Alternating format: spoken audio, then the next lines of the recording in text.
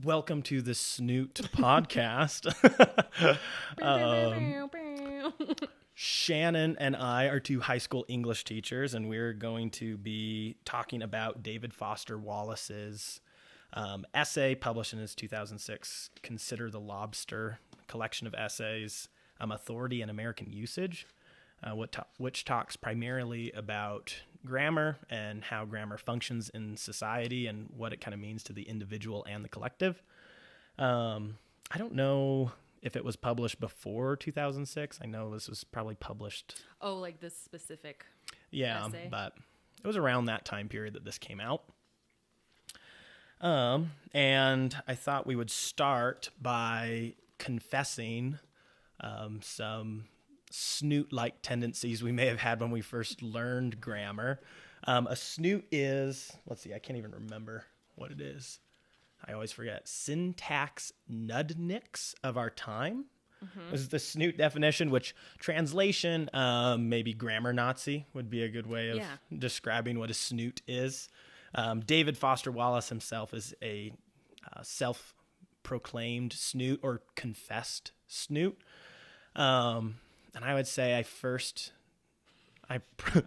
became a SNOOT. Hi, my name's Jake. I'm a SNOOT. And I first became a SNOOT as soon as my brother was born. And then I could correct him. Like, are you crying? Is that past perfect, or what tense are you crying in? I know, my poor brother, but probably I was always a little snooty, even when I was homeschooled. Again, so Luke was the only one I could be snooty against. I forgot you were homeschooled. That changes my whole... That's why I'm just super gonna socially rip on awkward. homeschool kids the whole time, whatever. But it was... I remember when I took Linguistics 238 with Gretchen, that's when I got incorrigible as a snoot, because I finally started diagramming sentences, which I had never done ever, and actually never learned. I didn't even know what a preposition was when I became an English major. I probably didn't either, because especially at Montana State, you do not have to take a grammar class necessarily to graduate. You can get around it. You can definitely my grammar class wasn't really a grammar class. Oh. It was more like linguistics. It wasn't really learning the parts of speech ever. So. Oh, good to know. So yeah, that's what I know nothing. Anyway. Well, I knew nothing going into that class, and then when I started to know something, I remember the most obnoxious thing that I would do was I would correct who and whom all the time because I thought it was so fun. Did you correct and teach? No. Because that's part of the problem is I feel like I was corrected on that so much growing up, but no one ever told me why. And it wasn't until I became an English teacher that I actually looked up why. So I never explained. I was super obnoxious. Actually, no one really cared probably to hear the explanation. I probably would have. But I was super, super annoying about that.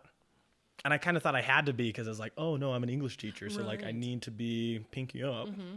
And then I remember when I got snooted is when I, kind of stopped. And it was actually in this room. Uh-oh. It was before I lived here, but I was visiting. And my now roommate's mom heard me say, oh, that's Luke and I's favorite food or something. And she went, Luke and I's? Are you an idiot? I love her, but she's very aggressive with the snooting. Anytime someone uses the word idiot, it immediately knocks you down 20. You're like, oh, I guess I am. Yeah, and I just remember being so. I was like, well, obviously it has to be right because I'm an English teacher, so obviously I'm using that right. And literally, that's all I had heard all growing up. Right. I'd never heard my and Luke's favorite food. Well, and sometimes people would say Luke and mine's, which I've heard. They'll I've never make heard that mine one. possessive. It's Luke and mine's anniversary or something like that. Double up on the possessive. Mm-hmm, nice. Mm-hmm, mm-hmm. And just say, instead of just saying it's our anniversary or it's our favorite. That's usually what I encourage people to do. If you don't know how to do it, just change it and you'll be fine. That's actually a super pro tip. Snap, right? And I remember like now even I just got back from visiting all my family, my extended family, like cousins and all the people who lived in my discourse community. All of them do that. Like, that's what I realize is that every single person, like even friends of my family, all say, oh, that's like Casey and I's favorite thing, Right. or whatever. And I was realizing, oh, okay, so this is why I felt like at the time when she corrected me, I felt so strongly that she was wrong. Right. I remember I like went down the crazy person rabbit hole where you're like making all the red threads and like you can't sleep and you're like on coffee. I was like, oh my gosh, I need to prove that I'm right because I know this is at 3 a.m. Dude, I was like, I know this is right. Like, there's no way that this isn't correct because this is how I've heard it from every single person I know and everyone I respect. And then I was wrong. And then I stopped correcting people on who and whom. I don't think I could correct people on who and whom. I know you can, the rule is like if you can replace it with them, right? Then you can use whom. Yeah, it's like a difference between objective and subjective case. I don't do that. Unless I'm writing a letter that says to whom it may concern, I never use whom. Oh. Ever. Because I don't feel confident using it. And I probably do say stuff like it's my mom, like my mom and I share a birthday. So I could say like, it's my mom and I's birthday. It sounds, people say it all the time, so it sounds right. Right, and it makes sense. Like, you're not confusing the meaning at all. Right. So as far as grammar goes, I mean, it might not be technically correct, but the communication is working, so it's fine. Right. Yeah. Which segues nicely into the definitions that Wallace comes up with for descriptive. What does he say? Descriptive and prescriptive. So descriptive is how the word actually is used. So if you're using a descriptive dictionary, it's telling you like these are how the words are used in the American language, American English. But prescriptive is how it should be used. So I guess do dictionaries identify themselves as being like this is the prescriptive Oxford English Dictionary or something? Or do they just have both? They're like this is how it should be used in this. Oh, like irregardless is now in the dictionary as of July. Was it 2020 or 2019? I think it was 2020. I feel it was fairly recent because I do remember the little snoot in me. What little bit of snoots left was like. Yeah, like why though? Like why is irregardless? Like we've used it so much that now it's accepted use. So it's descriptive. That's the descriptive, right? Definition. Which same with oh gosh, I had a really big argument one time with a boyfriend about flammable and inflammable because I actually thought it was inflammable because it's not flammable.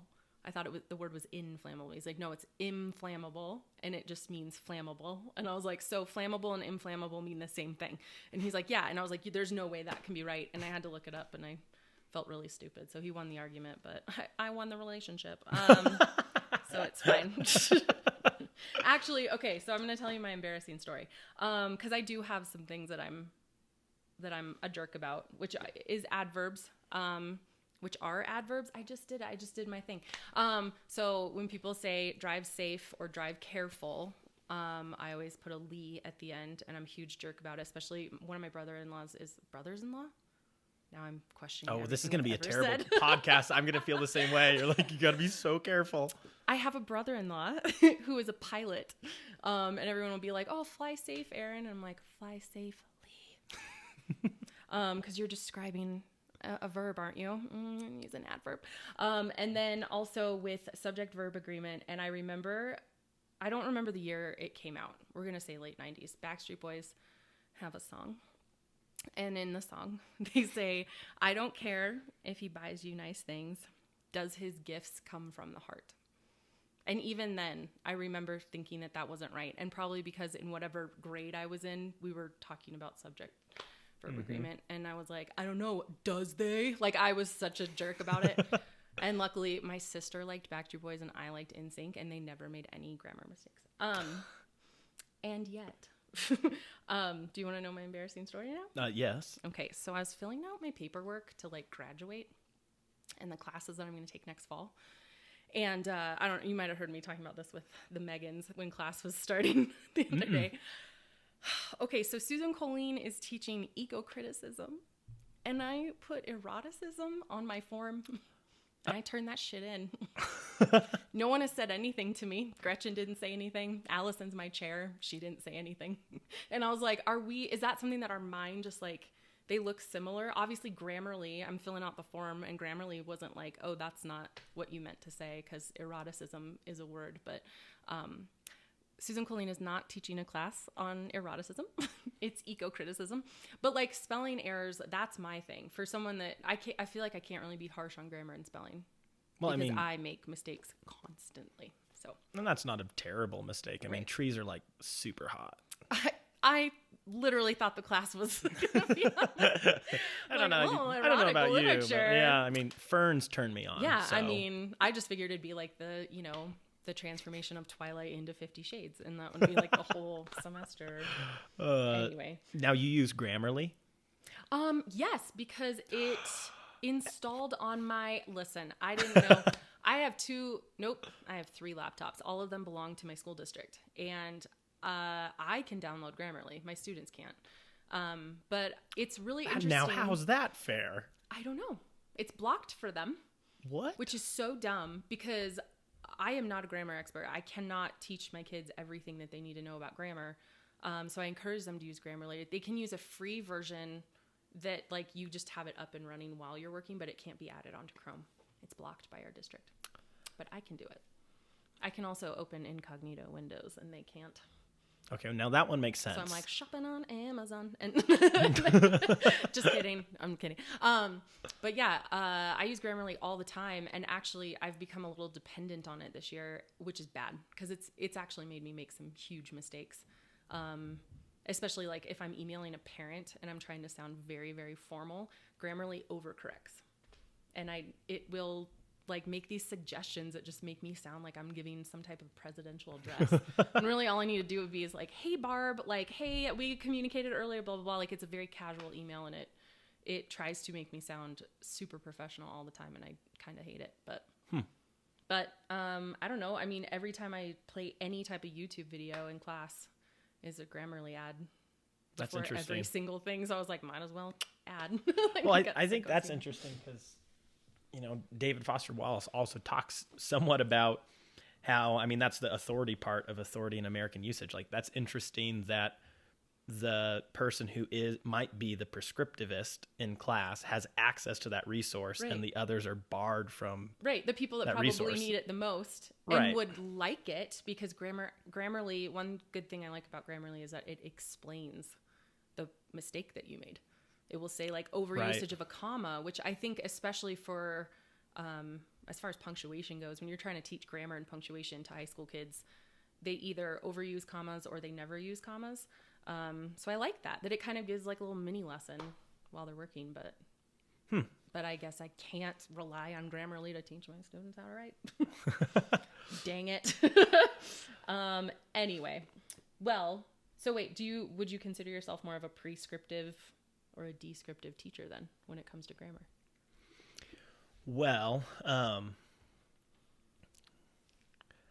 originally I would have been prescriptive. Because you're a snoot. Yeah, a snoot. And again, like you said, the person that needs it, the fact that they don't have it, like even anyone listening to this probably isn't like, oh, I'd like to learn more about grammar. Oh, yes, that's why I'm listening to this podcast. Yeah, no, it's because it's like, I really want to see if Shannon messes up on. Which I did immediately. It's fine. But like the prescriptive descriptivist, like I lean sometimes towards descriptive, because you want to teach students how to write participate in the discourse community that is going to be the most powerful for them and that they're going to participate in the most often. I mean, even when I did online sales for a while, like, you know, cold calling people. Oh, no. And, why? Well, it was actually really good money, but right. It was better money if you kind of talked with a little bit of a Southern accent and you were, you know, oh, hey, how's it going? Like, you know. Really? Oh yeah. I mean, people trusted you more in that sense. And if you intentionally made some grammar mistakes that made sense in that discourse community, like that added to like your ethos, that actually contributed to your ethos, where people were like, oh, this person isn't trying to rip me off, which I wasn't, by the way, just so you know, like I wasn't selling like timeshares. I just need to pay rent. Yeah, no.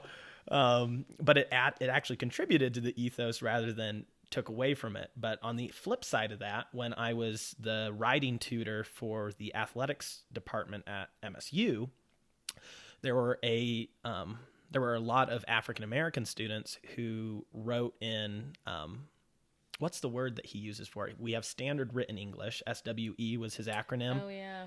But then standard Black English?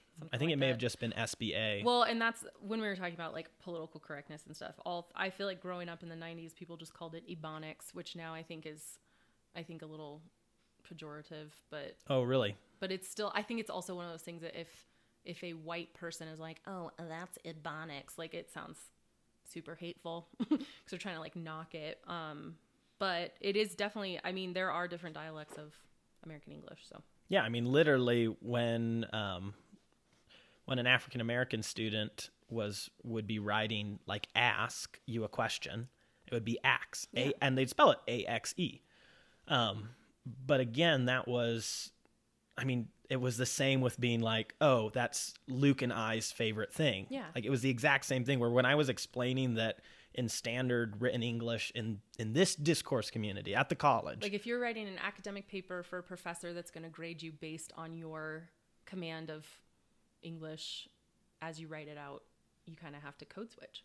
Yeah. And, you know, it was the exact, like they went through the exact same thing that I went through when I was realizing that I was saying that in a way that wouldn't be standard written English, but was how literally everyone I had ever interacted with used it. Right. I mean, maybe not literally, but for the most part. But that also goes to show that written language and spoken language, even though it's the same language, can be completely different. It's a different dialect. And I talk about that with my students all the time, that when we are writing an academic paper, you have a different voice. If I ask them to write a journal entry that's just based on a prompt on the board, I don't care. I do not care if they capitalize, if it's like write for 5 minutes and just get words on the page. I don't care if they cuss. I don't care about spelling. I just want them to like write. And it's a completely different voice. Even though it is still the English language, it matters less. So like academic language, which then also can go into like that, who gets to decide, that argument of who gets to decide what's academic, what's correct. I guess that would be more prescriptive. Is it academic because you're following MLA? Is it academic because you are turning in an essay to a professor? Is it academic because you have to do a TED Talk? No. And is it an old dead white guy that said that's what academic language is? Probably. A lot of my students ask, like, why do we have to do it this way when it comes to like MLA, which I know is not grammar and usage, but I mean, it's pretty similar to what we're talking about. Yeah, though. like the rules though, right? And I always say, I'm like, I don't know specifically from what I remember from my like history of English ed course.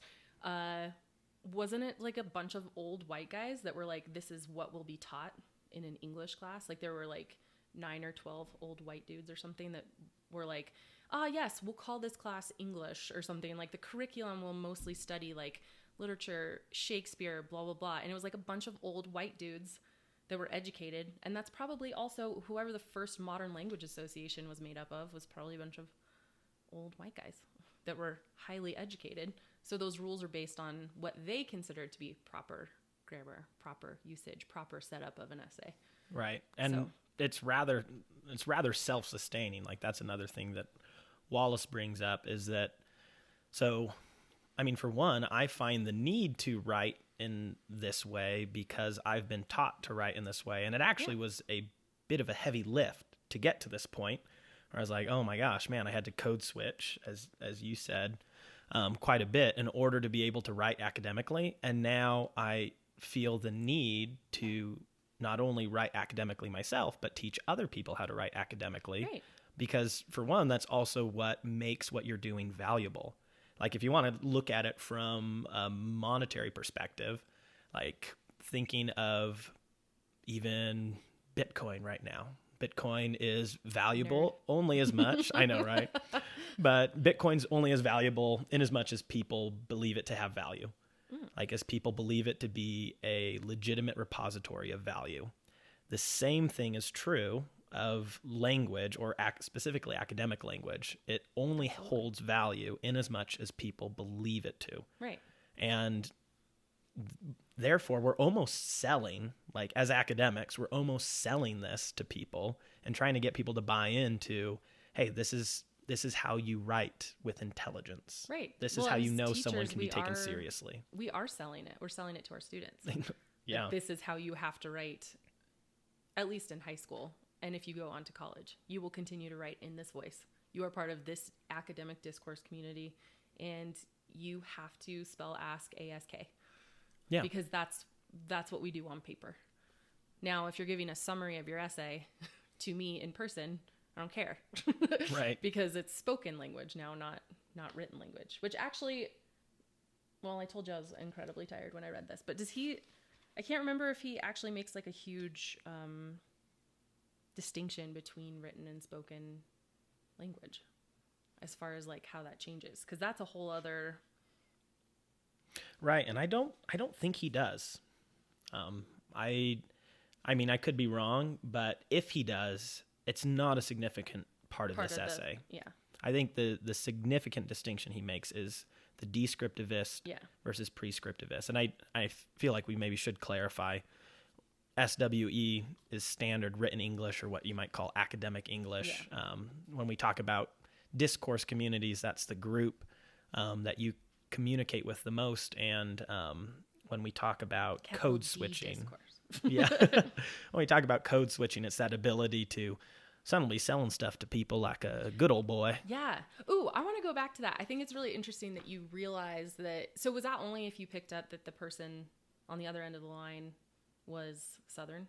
No, I did that no matter ubiquitously. What? Yeah. No matter whom I was calling. Oh, were you? But I would never say that on a phone call with one of those people, right? I would never say whom. Interesting. Oh, okay. Are we ready for an anecdote? That just made me think of something.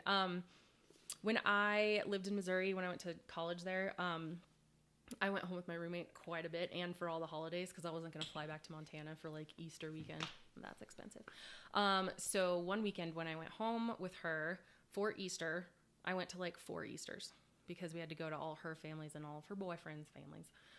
She had multiple boyfriends? No, just Chance. It was, her name's Ashley. His name was Chance. But we went to like her grandmas, and then both of his grandmas went to nannies and grandmas. Like, it was a big deal. But at one of his grandmas, their across the street neighbor was a trucker, and he was there with his wife, and they're like, "Oh, Shan, you'll love talking to him. He's from Europe." And I was like, "Cool." They're like I'm the only person that could connect with someone from Europe. And the guy and his wife, they were from Hungary. And all I said, I was like, "Oh, are you from Budapest?" And they're like, "You know Budapest?" And I was like, "Hell no. I don't know anything about Hungary besides like Budapest." The one place I also know is in Hungary. I'm like, "Do you also know Houdini?" Like, that's all I know. So anyway, he's telling this amazing story about how he and his brother escaped Hungary, and I forget which of the bordering countries they would have gone into. But it was during the Cold War, and he and his brother, the only thing they had was a TV, because they knew when they got to the other side of the hill, basically they'd be able to sell the TV and get money and have a different life. It's an amazing story on how he wanted to get to America. And everyone's like, "That's so beautiful." It was good to get into Austria. You know, like Austria-Hungary. Different war. Anyway, so we're recapping later. And my roommate's boyfriend's dad was like, "Man, I tell you what, like, that story was just so great." And did you hear him about that story? He crossed those mountains into Australia, and he said it like 6 different times. And I didn't have the heart to like correct him, because this man like took me into his home. They fed me a bunch. I'm not going to be like, "Listen, Brett, it's Austria, not Australia." But things like that, like I did make the choice often to not correct people, because I didn't want to be rude. And also I fit in better if I also kind of like, I don't know how to say this. If I kind of slipped into that, like, I don't know, thinking maybe slightly offensive jokes were kind of funny, because if I called them out on it, Yeah. Right. So like I did have to code switch, and I can't remember. I know I pick up on a Southern accent very easily. I don't know why, 'cause it's obnoxious. That was a very good Southern accent. Thank you. Well, my family's from the South. I would also like to add that Brett's problem wasn't just pronouncing things No, if it you're was thinking also- crossing mountains into Australia. Yeah. There And were then some got on a geography boat issues and there. then sailed to Australia. Yes. Anyway, no, there's a secret tunnel system that goes straight from Budapest into Sydney. Anyway, I don't even know if that's related to what we're talking about, but that's like one of my favorite stories to tell. I have a lot of stories from Missouri that probably maybe come down to language and usage, but I also learned to pronounce cores like curs, because I did not know. I went to like my first she took me back home. They're having like a high school bonfire type of thing. Like everyone that had graduated, you know, the big friend group. And they're like, oh, it's our first weekend off of college. Like, oh, we have a bonfire. And this kid, Levi, was like, you want to curse? And I was like, do I say yes? Like, is this drugs? Like, I had no idea what it was. But you erred on the side of yes? Yes. And then he just like cracked one open for me. I was like, oh, Coors. Yes, okay. And then I was like, God, I sound like a biatch. That's bitch. That's biatch. It's a different pronunciation. Anyway, back to the topic at hand. Sidebar nation. Okay, so one of the things that this whole article made me think of as a teacher, as someone who is getting a master's degree in English, is that idea of how we do approach it with our students, and where do we draw the line when we don't need to correct it at all. Does not matter if we correct their grammar. And that's with my ELL and ESL students, which on one hand you might think like, but they're learning the language, you should correct them in the moment. But for a lot of the students that I've had in class, just for them to speak aloud in class is huge. They're incredibly nervous. And sometimes they don't speak until like February, when they feel like they are confident enough to raise their hand and ask a question in a second language. And I definitely understand that. So I will never correct them. And in their papers, I do not care if it's a mess. I'm like, if I can get a main point out of it, that's fine. I don't care about spelling, usage, no mechanicals. I don't mechanicals. Yep. I don't grade them on that at all, because it's not worth it, because I know that what they're doing is so hard to do in a second language. Right. But have you had any ESL students or ELL students this year?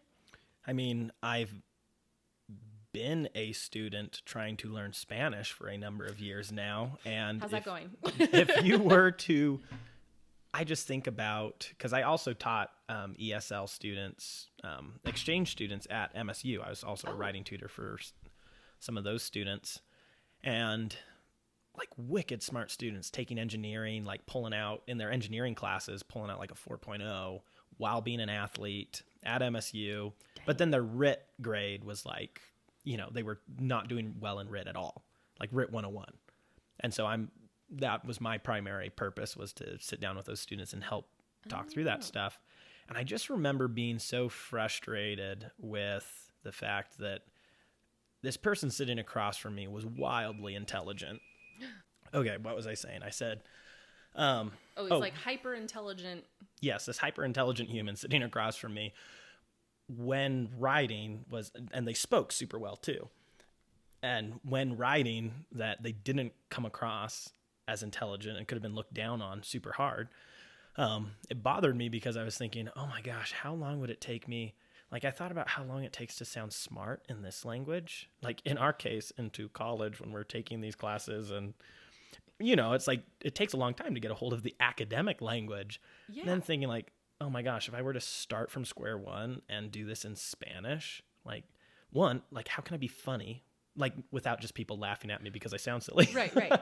Like, to be witty in a different language, to get a hold of the academic side of the language, like to get a hold of all of the colloquialisms, like, oh my goodness, I was really struck with how are these people able to even do this? Like, so when their academic writing isn't necessarily up to where people think it should be, it's kind of like, well, F you, because like you can't do this in another language, so don't hold that. I mean, I can definitely understand that, because also when you think of how we learn languages, you know, as far as writing systems go, like a kindergartner has a pretty good grasp on their native language before they know how to write it. Mm-hmm. We learn to write after we learn to speak. And as far as acquiring a second language, I mean, I could probably write Spanish better than I can speak it, but that's just because I'm horribly slow when I speak Spanish. I'm very self-conscious, and when I try to speak Spanish to my Spanish-speaking students, it's very embarrassing. This one kid was just like, he's like, "Stop, you're so white." And I was like, thanks. But thinking of like having a command of the language, they're in engineering, they're speaking English all day. As far as acquiring a second language, they're experts at it because they're communicating in English. But asking them to write, maybe the emphasis wasn't on learning how to write in English while they were growing up learning a second language. Yeah, and I mean, for a while too, I was a tutor at Sacagawea Middle School, and I was teaching. A lot of tutoring. I have done. Doesn't pay the bills, but yeah. This was volunteering, so it was definitely didn't pay the bills, but it was a really cool experience because one, I learned that I just love teaching generally because I was teaching math to students whose first language were Mandarin. Wow. So I had no idea what was going on many different levels. But what I realized was there were so many word problems in the math assignments that this student was really, really good at math, but was tanking on their grade because they couldn't translate the English word problems. Right. So that was most of what I did was just, I mean, I had to teach them some math too. Luckily it was at like 5th grade level. I was going to ask, was this like 7th, 8th grade? So were they like kind of pre-algebra type of math? Actually, it was 7th grade, I think was because that student just joined Bozeman High School. I saw them in the hallway the other day. Or 6th grade. Anyways, I remember I was teaching them how to plot things on a Cartesian plane and that sort of stuff and do I don't know what that means. Okay. I'm just going to trust you. Math, whatever. Yeah.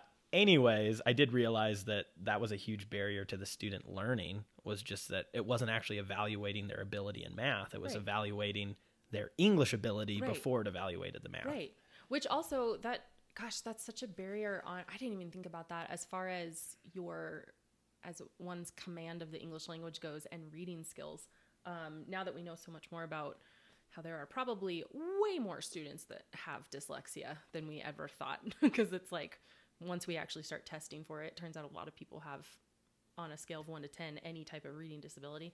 But yeah, I didn't even think about that, how for me, math sucks because my brain just numbers at a certain point doesn't compute. But I didn't even think about word problems, because when you're in middle school, it's a lot of word problems because it's like, pre-algebra stuff. You're learning to kind of learn how to put the equations together. So you have to read it in a sentence. Oh, right. And that would be very difficult. And that goes to another point of Wallace's that, I forgot we were talking about it. He mentions,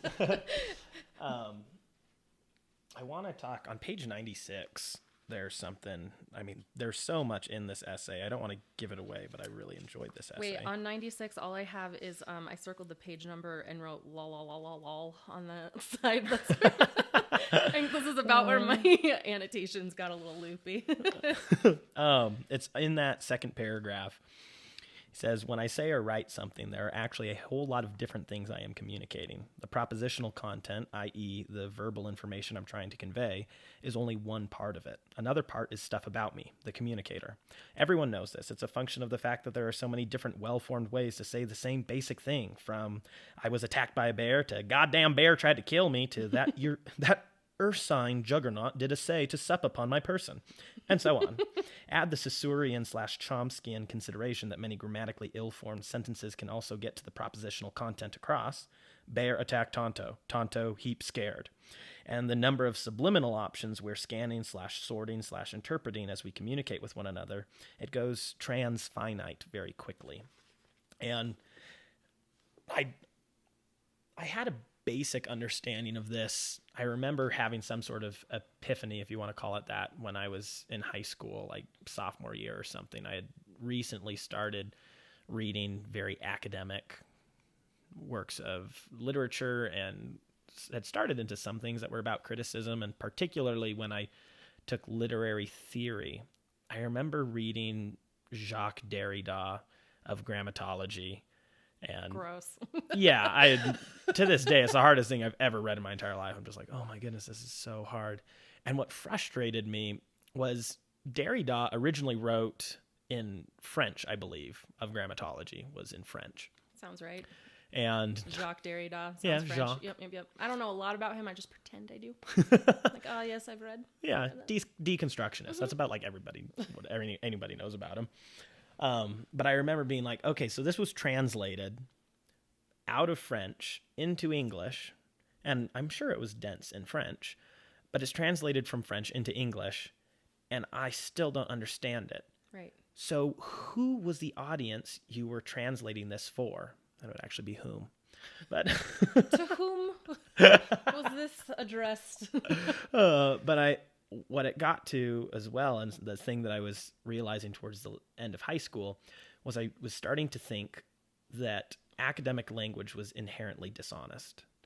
Ooh. And the reason being, I thought about, instead of thinking about language in the normal terms, I was thinking, okay, what is the primary purpose of language? The primary purpose of language is to communicate, like for me to tell Shannon something.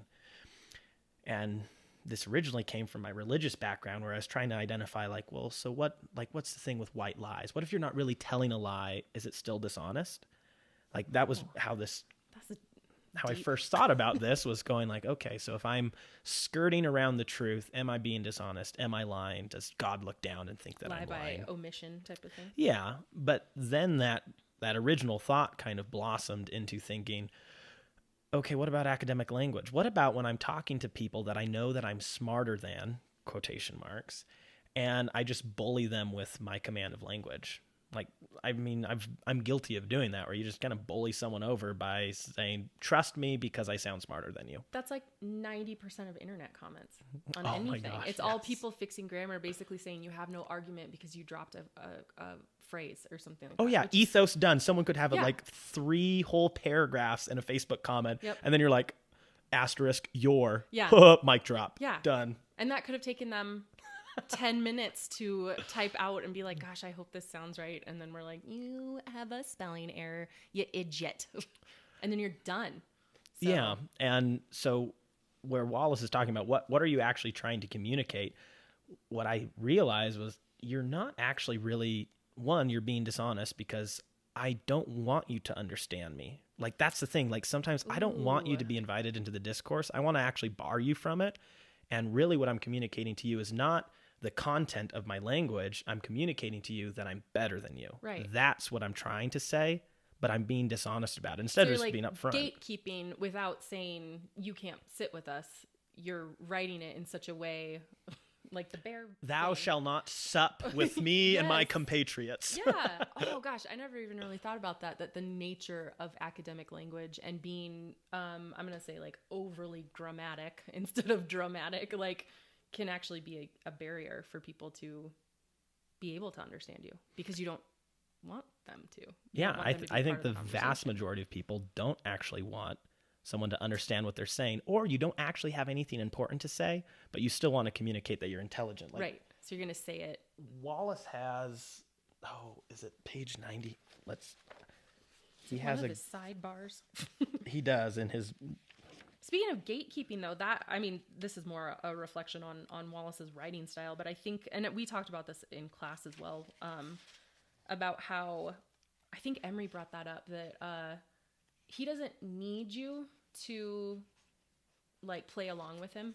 He doesn't need you to read all the sidebar nations. He doesn't, like, read it if you want, but he wrote it for a reason, and he probably wrote it for himself. And I can't really figure out how to connect that to what you just said. I feel like I had a point and then I dropped it. It's fine. Well, maybe let's go into one of his little sidebars. Oh, okay. On page 115 at the bottom, I love this. He pulls out a SNOOT example from a Dr. Frederick Jameson, author of The Geopolitical Aesthetic and The Prison House of Language. So if you look at Dr. Jameson's 1992 initial sentence and signatures of the visible, The visual is essentially pornographic, which is to say that it has its end in rapt, mindless fascination, semicolon. Thinking about its attributes becomes an adjunct to that if it is unwilling to betray its object, semicolon. While the most austere films necessarily draw their energy from the attempt to repress their own excess, rather than from the thankless effort to discipline the viewer. Is that about porn? I don't understand what he just said. I don't think he knows what he just said, and that's what Wallace immediately comments, in which not only is each of its three main independent clauses totally obscure and full of predicates without evident subjects and pronouns without clear antecedents, but whatever connection between those clauses justifies stringing them together into one long semicolonic sentence is anyone's guess at all. Fantastic. I love it because I agree wholeheartedly. I look at something like that and the stuff that I'm being forced to read, it seems so often in school that if you want to be academic and you don't actually have anything particularly original to say, which admittedly it's hard to say something original in today. There's so much out there. But you basically take that word, you come up with some sort of new word or whatever, and just throw Punch it up a little bit. Yeah, throw like critical in the front of it. Yeah. And add like theory. Yeah, and like the word austere, which is one of those words that I pretend I know what it means. Like, I still don't know. Which happens quite a bit. Which that reminds me of the word, oh my gosh, well, it's all over what we just read for class last week. Solipsism? Yes. Oh my God. See how ubiquitous it was? Because I was like, oh yeah, solipsism. Yeah, it shows up like 11 times in the piece, and then we said it so many times in class, and I was like, I literally have never heard this word before, and suddenly I'm using it. Like I wrote down like a comment off to the side about solipsism, and I'm like, I learned a new vocab word. But like now if I were to use that with my students, they'd be like, what? And I'd have to stop and explain. So like using words like solipsism and what was the other one? Jingoistic. Oh. That was in one of his other pieces. I was like, I don't know what that means. And I'm reading this piece trying to make sense of it with freaking every 5 seconds. I'm like, Siri, what does jingoism mean? Like did that work? So yeah, as far as like that sentence not making sense, I feel like Wallace does that himself. I mean, the whole last page and a half of that piece on the piece that we've talked about on class about the guy writing about his own suicide, the whole last page and a half was one sentence. So for someone that is critical of, phrases and clauses and grammar and stuff, bold of him to do that and then also write a page and a half long sentence. So now I'm curious, what was your snoot? Do you have your snootification of a sentence? What do you mean? Now I feel dumb. No, where you, Wait, was I supposed to? You took a sentence and snooted it up? Oh. Wait, do you want me to do it just like right now? Was I supposed to have did I come unprepared? What are you talking about? Cut this out. I thought you said you had a snoot sentence. Oh, no. I had a snooty like example. Oh, okay. Oh, it's from the Backstreet Boys. That was my example. Oh, okay.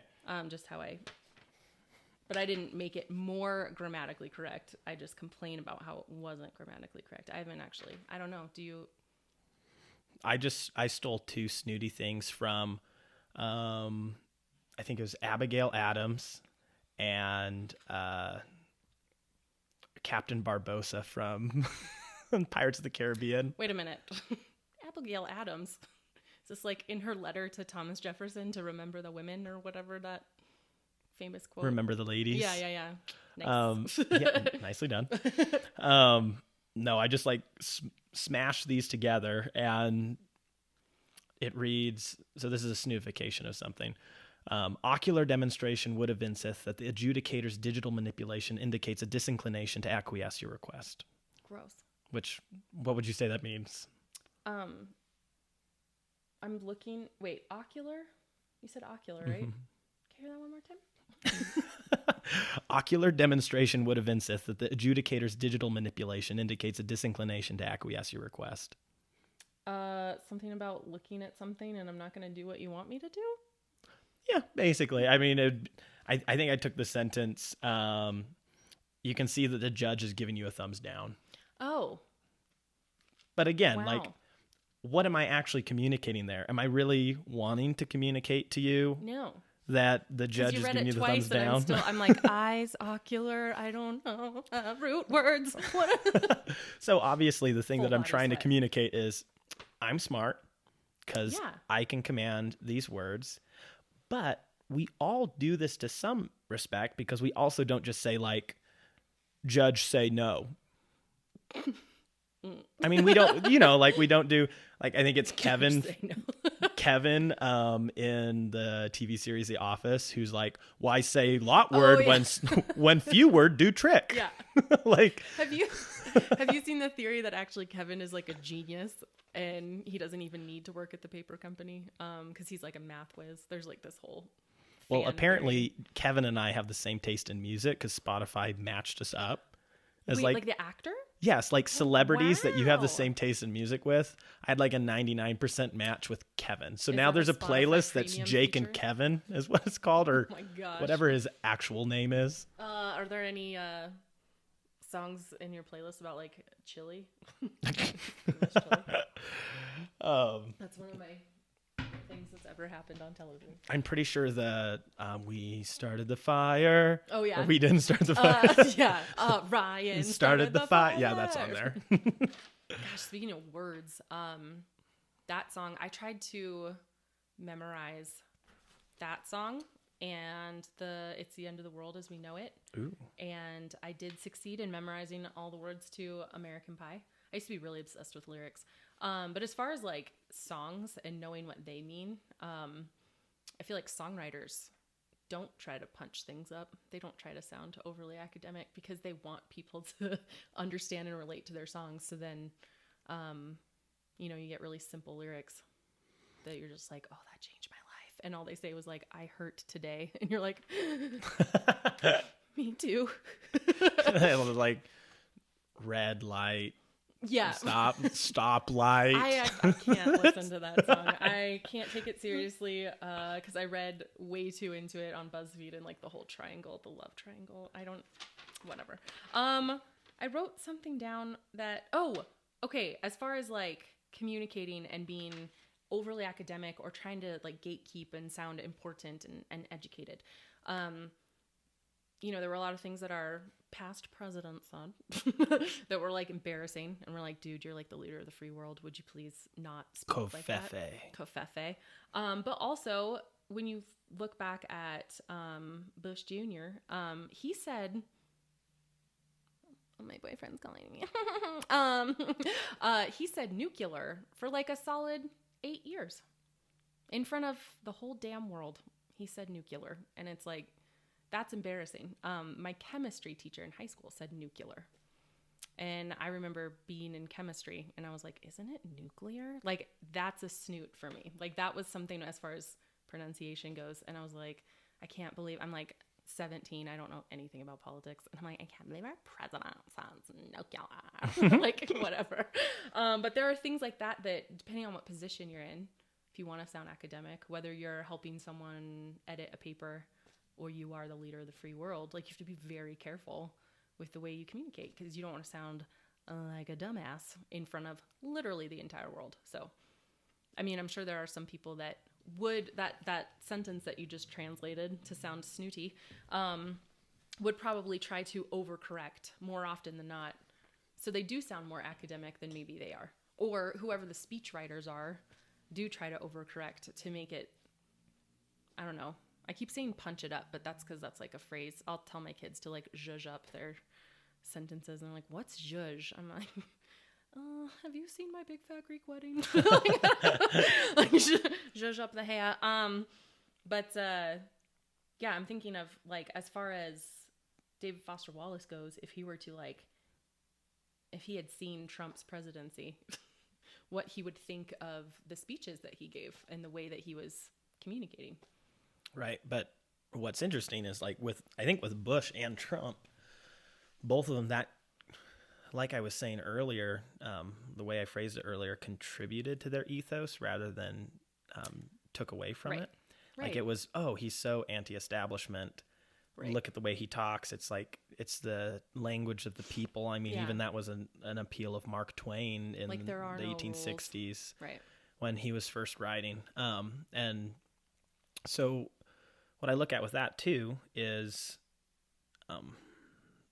like if we were to take the biggest snoot and the biggest grammar Nazi, and we put them on an island all by themselves, are they still correct? Like if a snoot falls in the woods nobody's around, a snoot corrects grammar in the woods and no one's around to hear it, are they still correct? Well, that's a good philosophical question. Should have brought wine instead of coffee. Yeah, I don't know. If you don't have an audience to communicate to, and then who cares? And I think Wallace, where does he say it? To communicate with or to? Ooh, those are two different. I mean, are you talking at someone or are you talking with someone? Does that change your grammar usage? Well, and that's, I don't remember on the particular page, but Wallace explains that language, there's no such thing as a private language, is the way that he words it. Like there's no such thing as a private language. We put the snoot in the woods all by themselves. It doesn't mean anything anymore because, again, to go back to the primary function of language, it's to communicate, whether you're communicating like the content of some abstract thought or you're communicating something about your own ethos, something about yourself. Right. It's still all dependent on another person.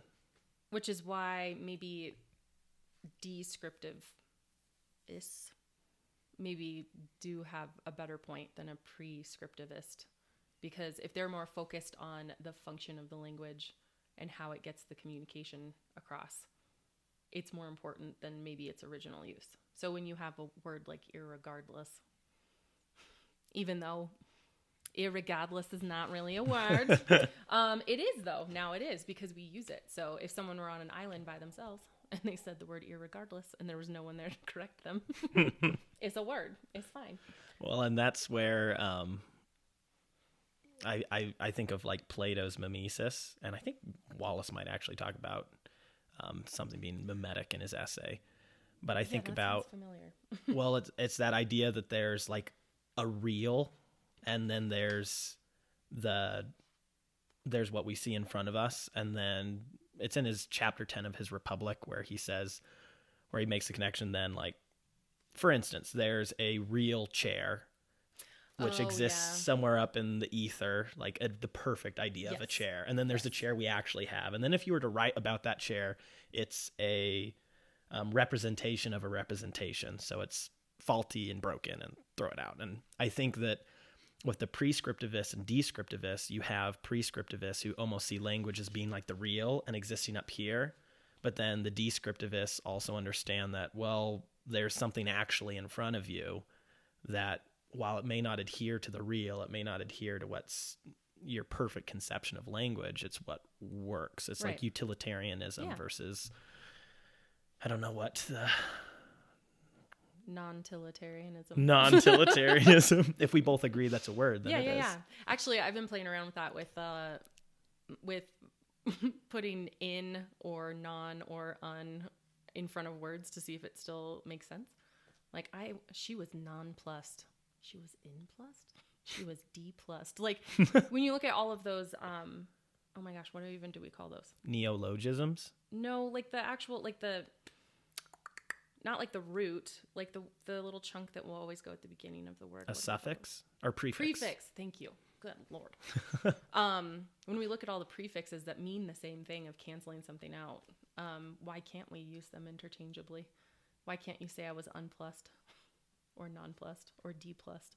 Right. If you're communicating, if you're getting your point across. Right. Which is why when we have, oh gosh, now my brain's just turning into mush. Like Yogi Berra was known for his mess ups. What do they call those? Malapropisms. Snafu. Malapropisms? Oh, no, that's a way better word for it. Yes. Well, my sister is, one of my sisters is like the queen of malapropisms, and it's so, I don't want to say cute. She's intelligent. She's a grown ass woman, but she like, sometimes when she like mixes up words and phrases, it's so cute. Because she genuinely thinks she's saying the right thing. But the point is taken. You understand what she's trying to say. So is it Right. worth it to correct her?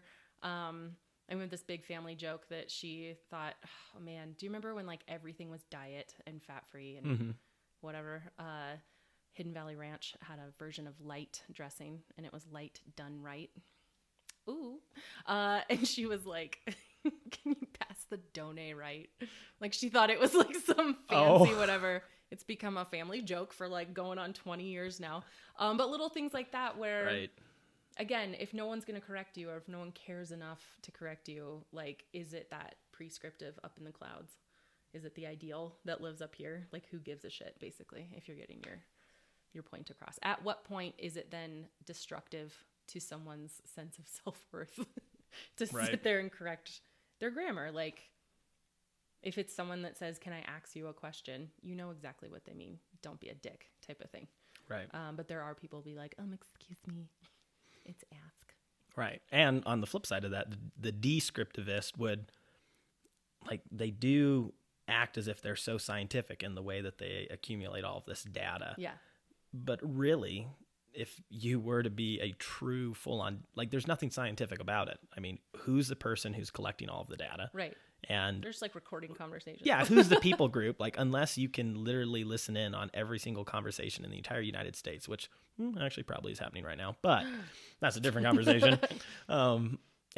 But that's like, even that, it pretends to be scientific when it's really not, just like the prescriptivists pretend to be like also scientific in their own way, and it's really not. And I think what Wallace, the end result, what he does really well is he basically explains it as being an ethics question. Like, that's why it's authority, right? And American usage is like, it's not a question of really anything but ethics, morality. Like, language and the way that we teach language is an issue of morality.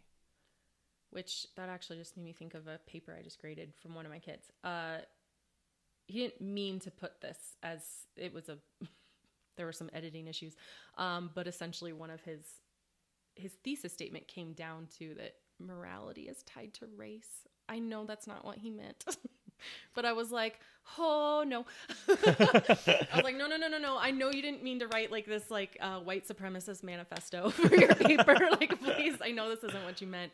But tying morality to language also becomes a class issue, which then inherently will become a race issue as well. So when we tie morality into this idea, is it good or is it bad use of a language?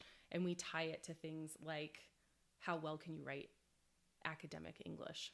I think it does become a class and a race issue, because there are always those people that are going to keep othering people based on their use of the language, not recognizing that all uses of our language, regardless of where you're speaking English, if it's American English is itself a dialect of English. And then within our dialect, we have a bajillion. I mean, think about each state has their own dialects, each region of each state, even within Montana, when you think of the difference between Eastern Montana and like the colloquialisms and stuff. So like, not wanting to recognize different dialects of American English and calling that like authority of it, to me does sound a little classist, which then to me also will probably start to sound a little racist, because you're basically saying one person's use of the language is not valuable because it doesn't fit what some old dead white guy said 100 years ago is the rule on phrases and clauses and how to use a semicolon, which I still don't do correctly. It's fine. But like in the economy of communication, standard written English and academic English still has power. Yeah. It still has the power. In fact, the crazy thing is, and I think that's what Wallace says, like, at the end result of it is, if you want to change the structures that exist, you have to learn to play by the rules in order to change them. Yeah, you got to learn the rules to break the rules, and you can't break them until you know like all of them, essentially. Right. And even at a basic level, I mean, to be able to write well, this is how I tell students all the time. This is the distinction I make, is that grammar is not about correctness. It's about clarity. Ooh. Like, I'm And gonna that, steal that. hey, I like that feel a lot. free. I like that a lot because I think a lot of kids get very self-conscious with not knowing grammar very well. And when Right. you take away the correctness aspect, as I pronounce it incorrectly, when you take away that fear or that pressure to be perfect and correct all the time, it makes a lot more sense. Yeah, and it allows you to be taken for exactly the way you want to be taken. Yeah. Like it allows you to it's actually empowering to be able to write in this way because it gives you the ability to make your ideas clear. And I tell students all the time, I believe that one day, even now, you have something really, really important to say. And I want to make sure when that time comes, you have the ability to be heard and understood. Yeah.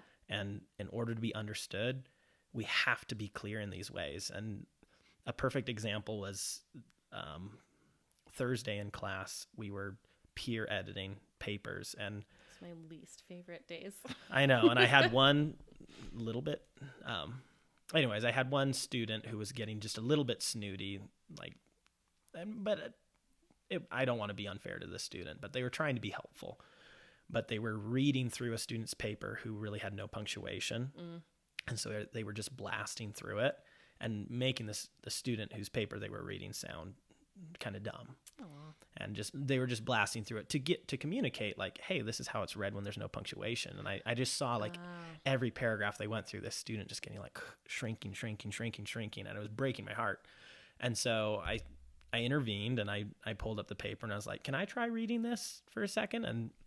And I read the exact same things out loud, but with intentional pauses. And I was just adding punctuation in my head as I went along. Because you can kind of tell, like just by the way that they're writing, where they probably meant to pause.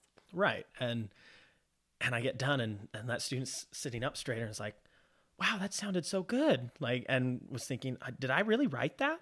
I said, well, yeah, that's just if we put a parentheses here, or if we put a period here, if we put like, these are things that you can do. See how you can control the way people read you. And like, that's what it's about to me, is that clarity of your ideas and how you want to be read and understood, rather than communicating your authority over somebody. Right.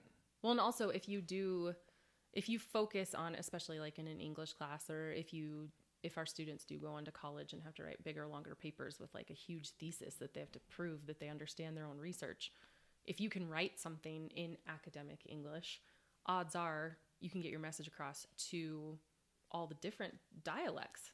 Because if it's written, and you're not being overly snooty, then probably the message can be understood regardless of what dialect of American English people actually speak. So if they're in like downtown Boston or Southern California, they can pick up your essay and read it because it's in like that the standardized academic language. That allows you clarity and effectiveness in communication. Right, because we've agreed as a society, even though probably based on rules that are like, again, I just really like to smash. Nope, that's not what I meant to say. Please finish that sentence. I am Shannon and I love smashing white dudes. Old white dudes. Hit me up on Tinder. Anyway, no, please don't. Nope, now I can't even think of what I was going to say. Oh, I love to smash, like constantly just bring up old dead white guys because I'm like, smash the patriarchy all day, every day. But really, I mean, there are rules for a reason, and we've taught, like, you know the rules so you can break the rules. So if you can write this awesome 3-page essay for English class that has pretty good command of the language and good punctuation and stuff, then you're going to be able to crush it in every other, like if you have to give a speech, then in your history class, you can do the same thing very easily. Like once you've done it once, you're kind of proving to yourself that you can be an effective communicator. Right.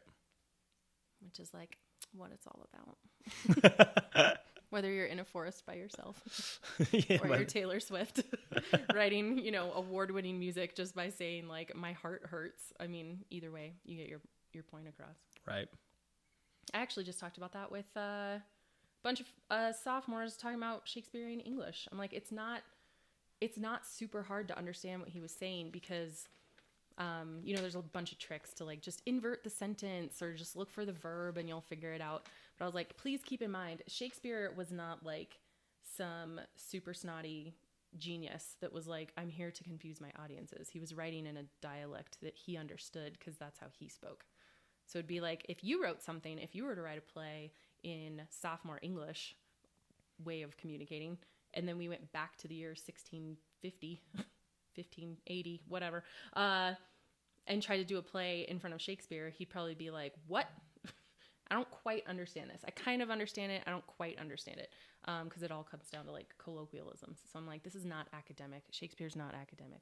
He's kind of a perv, actually. There's a lot of dick jokes in here. Like, it's not. It was written for the people. It right. It's scatological humor. Right. I mean, it's intimidating to us because you're sitting in English class and it looks weird. But right. really, when it comes down to it, the way it's punctuated and the way you can emphasize a certain word completely changes their understanding of it. So, punctuation matters. Period. So, I guess the way David Foster Wallace constructs this whole argument, and I'd really encourage anybody to read this. I will admit this is probably, and I know you're going to disagree with this, but this is probably my favorite essay I've ever read. Gross. It's just a quick 80 pages. It's fine. And to be fair, I read it in chunks over the course of a day. Like, I should have. I made the mistake of trying to read it all at once. Yeah, I read it like 5, 10, 15 pages, stop, stare off into the distance, think about what he's talking about for a very long time. And I was reading it over break, and it was sunny, and I was like by a pool, and it was just all a great experience. So that may have all contributed to it. Well then. I want to read on the very last page, page 124, the way this whole argument of Wallace's is kind of couched inside of like a Russian doll. Like, I mean, that's really a good way of describing how he writes, is Russian nesting dolls. But the big Russian nesting doll is that he's actually reviewing a dictionary, which... Oh yeah, when it all comes down to it. Yeah, like these 80 pages, he's been reviewing this dictionary. Nerd alert.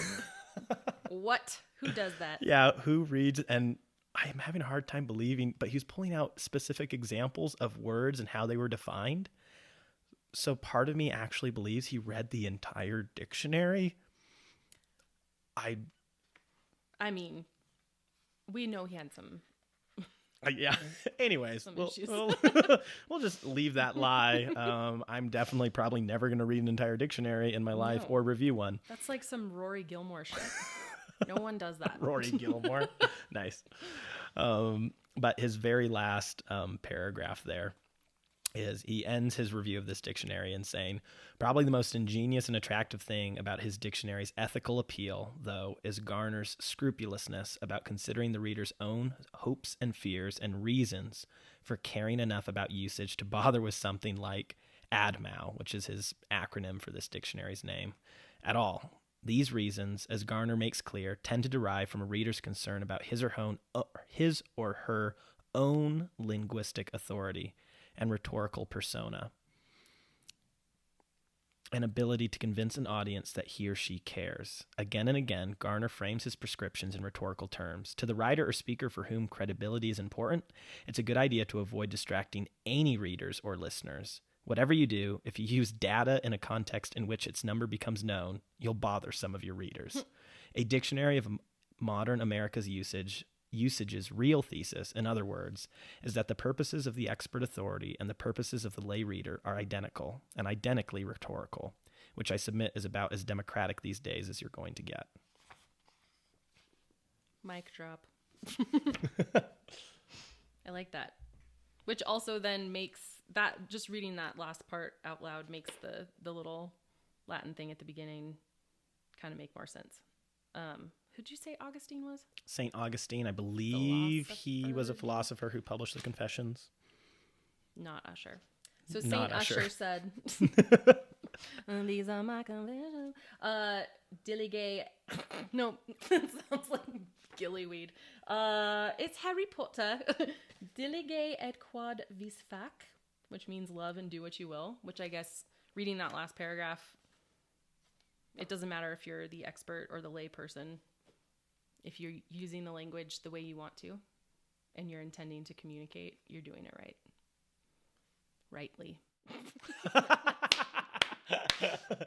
That's the perfect adverb to end on. Overcorrection. I don't know. Rightly so.